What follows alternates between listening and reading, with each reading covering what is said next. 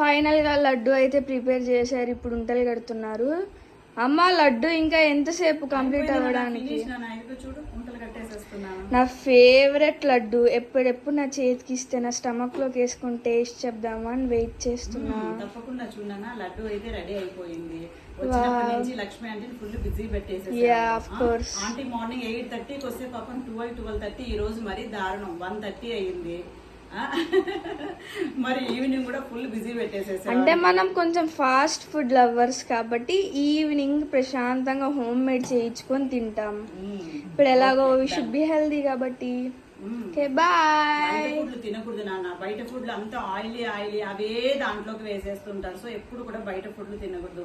ఎంత పాసిబిలిటీ ఉంటే అంత ఇంట్లో చేసుకొని తిన్నారు అంటే హెల్తీగాను ఉంటాము, ప్లస్ టేస్టీగా కూడా ఉంటుంది నాన్న. ఓకేనా?